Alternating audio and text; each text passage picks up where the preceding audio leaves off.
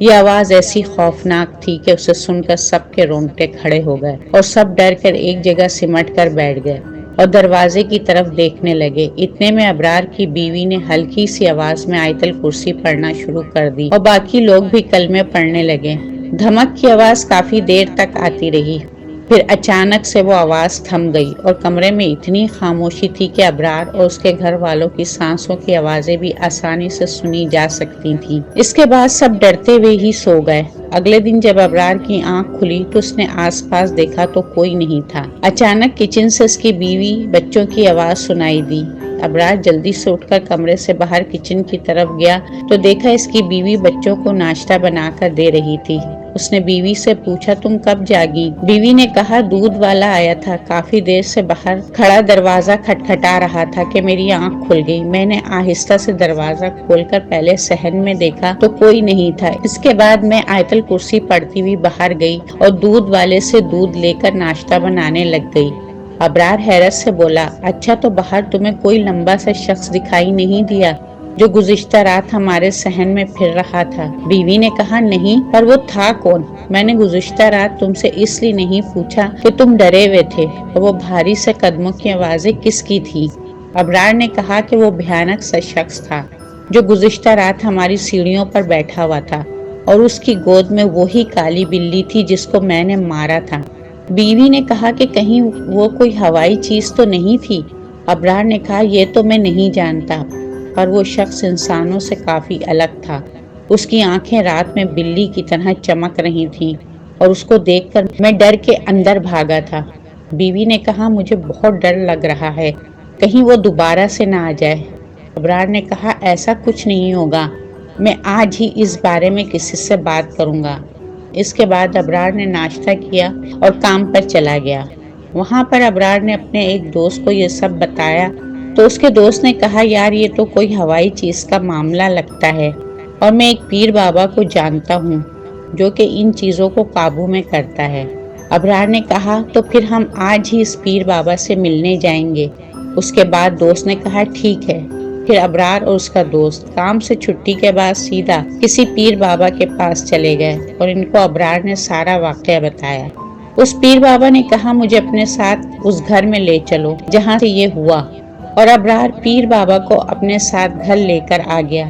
یہاں پہنچ کر پیر بابا نے پورے گھر کا معائنہ کیا اور ابرار سے کہا، دیکھو گزشتہ رات جس کو تم نے دیکھا تھا وہ ایک جن تھا، اور اس جن کی جان اس کالی بلی میں ہے جو اس کی گود میں تم نے دیکھی تھی، اور اگر تم نے اس جن سے پیچھا چھڑانا ہے تو تمہیں اس جن کو مارنا ہوگا، کیونکہ یہ جن قابو میں آنے والا نہیں ہے، اس کو مارنا ضروری ہے، جس کے لیے تمہیں اس کالی بلی کو مارنا ہوگا۔ ایک بار بلی مر گئی تو سمجھو جن بھی مر جائے گا۔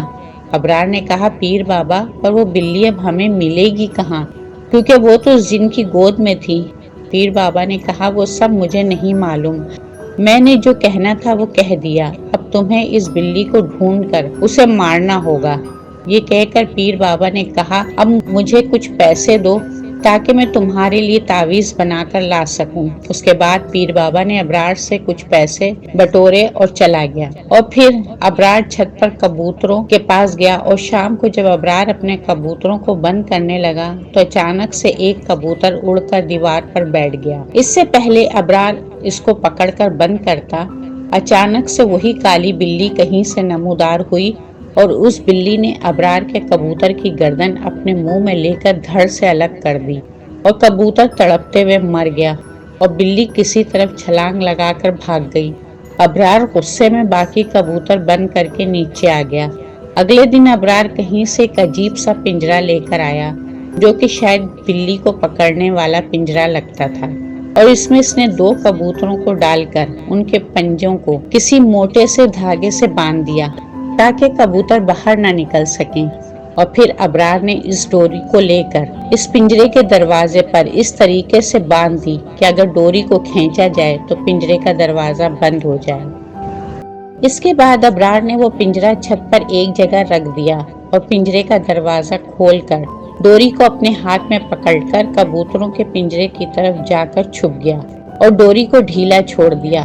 کافی دیر بعد جب شام ہوئی تو اچانک سے وہی کالی بلی کہیں سے آئی وہ سیدھے اس کھلے پنجرے میں داخل ہو گئی اور اس میں موجود ایک کبوتر کی گردن کو منہ سے پکڑ کر کھانے لگی۔ تبھی ابرار نے جلدی سے پنجرے کے دروازے سے بندھی ہوئی ڈوری کھینچ دی، جس سے دروازہ بند ہو گیا اور بلی قید ہو گئی۔ اس کے بعد ابرار نے پنجرے کے دروازے پر لگی کنڈی لگا کر پنجرے کو اچھے سے بند کر دیا اور جلدی سے نیچے گیا اور ایک پلاسٹک کی بوتل جس میں پیٹرول تھا لے کر واپس چھت پر آیا۔ اس نے وہ سارا پیٹرول پنجرے کے اوپر سے ہی بلی پر چھڑکنا شروع کر دیا۔ اس دوران بلی بہت پھڑپھڑاتی رہی پر پنجرے سے باہر نہ نکل پائی۔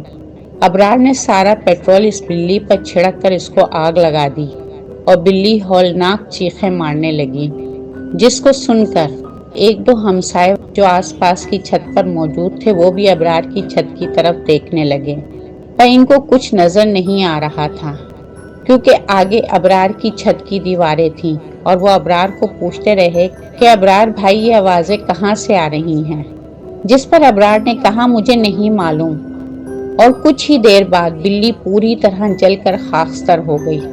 اس کے بعد ابرار پرسکون انداز میں چھت سے نیچے اتر رہا تھا کہ اچانک سے اس کو ایک بھیانک سی آواز آئی، جس میں کوئی ابرار کو کہہ رہا تھا یہ تو نے اچھا نہیں کیا۔ ابرار نے ادھر ادھر دیکھا پر کوئی نہیں تھا اور ابرار خاموشی سے نیچے جا کر بیٹھ گیا۔ اس کی بیوی نے پوچھا کیا ہوا، آج بڑے چپ چاپ ہو؟ ابرار نے کوئی جواب نہیں دیا اور بیوی سے کہا جلدی سے کھانا لگاؤ، مجھے بہت بھوک لگی ہے۔ بیوی نے کھانا لگا دیا اور ابرار کھانا کھا کر روز کی طرح گھر سے باہر چلا گیا، اور جب رات کو واپس گھر آیا تو اس نے دیکھا کہ اس کا سب سے بڑا بیٹا سیڑھیوں پر سے گرا پڑا ہے، اور جب وہ اسے اٹھانے کے لیے اس کے قریب گیا تو ابرار کے پاؤں تلے سے زمین کھسک گئی، کیونکہ اس کے بیٹے کی گردن پوری طرح سے گھوم کر کمر کی طرف مڑی ہوئی تھی اور وہ مر چکا تھا۔ ایسا لگتا تھا جیسے کسی نے اس کو گردن مروڑ کر مار دیا ہے۔ ابرار اپنے بیٹے کی اس دل دہلا دینے والی موت کو دیکھ کر اتنی اونچی آوازوں میں چیخا کہ آس پاس کے سب ہمسائے دوڑ کر اس کے گھر آ گئے، اور سب نے وہ منظر دیکھا تو ان کے ہوش اڑ گئے اور ابرار کے گھر صف ماتم بچھ گئی۔ اگلے دن جب جنازہ وغیرہ پڑھ کر ابرار اپنے بیٹے کو دفنانے کے بعد گھر آیا، بیوی اور بچوں کے ساتھ مل کر پھر سے زاروں قطار رونے لگا، اور لوگوں نے ان سب سے تعزیت کی اور اپنے اپنے گھروں کو چلے گئے۔ اور کل والے دن جب سب لوگ فارغ ہو کر اپنے گھروں کو چلے گئے تو شام کے وقت ابرار صحن میں بیٹھا رو رہا تھا کہ اچانک سے اس کو پھر سے وہی خوفناک آواز سنائی دی، جس میں کوئی کہہ رہا تھا اگلی جمعرات کو تو پھر سے روئے گا جیسے تو نے مجھے رلایا ہے، کیونکہ جس دن ابرار کا بیٹا فوت ہوا وہ جمعرات کا دن تھا۔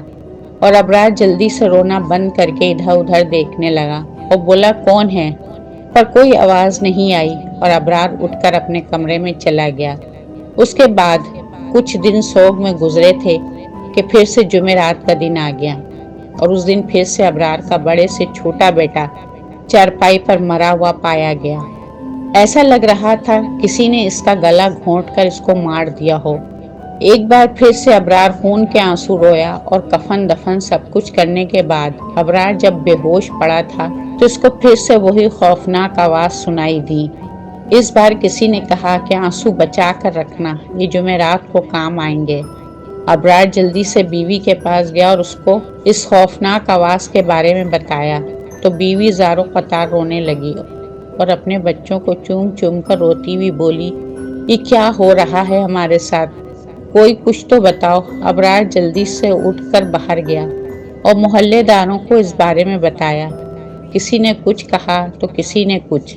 ایک بندے نے کہا کوئی فلاں شخص ہے جو اس بارے میں ابرار کی مدد کرے گا۔ ابرار اور اس کے رشتہ دار اس شخص کو ابرار کے گھر لے کر گئے۔ اس نے بھی جن کے بارے میں بتایا اور کہا کہ وہ انتقام لے رہا ہے۔ اس کے بعد وہ شخص چلا گیا، اور کچھ دن گزرنے کے بعد پھر سے جمعرات کا دن آ گیا۔ رشتہ دار ابرار کے پاس ہی موجود تھے اور اس کی بیوی بچوں کو دلاسا دے رہے تھے کہ اچانک سے ایک کالی سی پرچھائی ان کے کمرے میں داخل ہوئی، اور اس نے سب کے سامنے ابرار کے تیسرے نمبر والی بیٹی کو ہوا میں اوپر اٹھا کر اتنی زور سے زمین پر پٹک دیا کہ اس بچی کی اسی ٹائم ہی موت ہو گئی، اور یہ بات آگ کی طرح پورے علاقے میں پھیل گئی۔ اور دور دور سے لوگ ابرار کے گھر کو دیکھنے کے لیے آنے لگے، اور کچھ پیر فقیر بھی اس گھر میں آئے، لیکن کوئی کچھ نہیں کر سکا۔ ایک بار پھر سے جان لیوا جمعرات آ گئی۔ رات کا وقت تھا کہ اچانک سے ابرار کے صحن میں سے کسی کے بھاری بھاری پاؤں کی دھمک سنائی دینے لگی۔ ابرار نے جب ڈرتے ہوئے باہر دیکھا تو یہ وہی خوفناک جن تھا جس کو ابرار نے اپنے گھر کی سیڑھیوں پر بیٹھے دیکھا تھا، لیکن اس بار اس کی شکل بہت ہی زیادہ بھیانک اور وحشتناک لگ رہی تھی۔ اس کا چہرہ پوری طرح سے خون سے لت پت تھا اور اس کے ہاتھ کی انگلیوں سے خون ٹپک رہا تھا۔ اس کی آنکھیں اور بھی زیادہ خوفناک لگ رہی تھیں۔ اس سے پہلے ابرار اس خوفناک جن سے کوئی بات کر پاتا، اس نے باہر سے ہی کھڑے ہو کر اس کے کمرے میں بیٹھے ہوئے چوتھے نمبر والے بیٹے کا دل نکال کر اپنے منہ سے چبا ڈالا، اور ابرار کا بیٹا مر گیا، جس کو دیکھ کر ابرار کو دل کا دورہ پڑ گیا اور ابرار اسپتال پہنچنے سے پہلے ہی مر گیا۔ اس دن ابرار کے گھر سے 2 جنازے اٹھے، اور ابرار کی فیملی میں سے اس کی بیوی اور ایک سب سے چھوٹا بیٹا ہی باقی بچے۔ پھر ایک عالم صاحب کو کہیں سے بلایا گیا، اور انہوں نے ابرار کے رشتہ داروں سے کہا کہ آپ جتنا جلدی ہو سکیں ابرار کی بیوی اور اس کے بیٹے کو اس گھر سے دور لے جائیں، اور ابرار کے رشتہ داروں نے ایسا ہی کیا۔ ابرار کی بیوی اور اس کے بچے کو اس کا بھائی اپنے گھر لے گیا، اور عالم صاحب نے پھر گھر میں کچھ پڑھا اور پڑھ کر ہر جگہ پانی چھڑکا، اور جب وہ چھت پر گئے تو انہوں نے دیکھا کہ ایک پنجرے میں کسی جانور کی جلی ہوئی ہڈیاں پڑی تھیں۔ عالم صاحب نے ایک جگہ گڈھا کھود کر وہ ہڈیاں اس گڈھے میں ڈال کر ان کو دفن کر دیا، اور اس پر بھی پانی پڑ کر چھڑک دیا۔ اس کے بعد گھر کی ساری لائٹیں جلا کر اس گھر کو تالا لگا دیا، اور کہا کہ اس گھر کو 7 دن ایسے ہی بند رہنے دیں، اس کے بعد جیسے چاہیں اس گھر میں رہائش کر لیں، کیونکہ مرنے والے شخص یعنی ابرار نے اس جانور کی شکل میں آئے اس جن کے بچے کو جلا کر مار ڈالا تھا۔ اس جن نے اپنا انتقام لیا ہے۔ اتنے میں ابرار کے سالے نے عالم صاحب سے پوچھا کہ کیا اب ابرار کی بیوی اور آخری بیٹے کو کوئی خطرہ ہے؟ عالم صاحب نے کہا نہیں، کیونکہ شاید اس جن کا غصہ ابرار کے پہلے بیٹے کو مار کر ہی اتر جاتا ہے، پر چھت پر پڑی اس جانور کی شکل میں آئے اس جن کے بچے کی ہڈیوں کو دیکھ کر ہی جن ہر روز غصے میں رہتا تھا، کیونکہ جب بھی وہ ان ہڈیوں کو دیکھتا تھا تو اس کی موت کا منظر دوبارہ سے اس جن کو غصہ دلا دیا کرتا تھا۔ میں نے ان ہڈیوں کو دفنا دیا ہے، اب اللہ تعالیٰ سے دعا کرو کہ ابرار کو اس جانور کے ساتھ کیے گئے ظلم پر اللہ تعالیٰ اس کو معاف کر دے، اور اللہ اس کو قبر کے عذاب سے بچائے، آمین۔ یہ دعا کر کے عالم صاحب چلے گئے۔ اس کے بعد جب پھر سے جمعرات کا دن آیا تو کچھ لوگوں کا کہنا تھا کہ پیر بابا کو کسی جن نے مار دیا۔ یہ وہی پیر بابا تھے جس نے ابرار کو بلی کو مارنے کا مشورہ دیا تھا، لیکن اس کے بعد بہت سی جمعراتیں آئیں، پر اللہ کے فضل سے ابرار کی بیوی اور اس کا سب سے چھوٹا بیٹا محفوظ رہے۔ لیکن آج بھی یہ واقعہ اس علاقے میں اکثر لوگ جانتے ہیں، اور جب بھی کسی کو بتاتے ہیں تو ان پر خوف طاری ہو جاتا ہے۔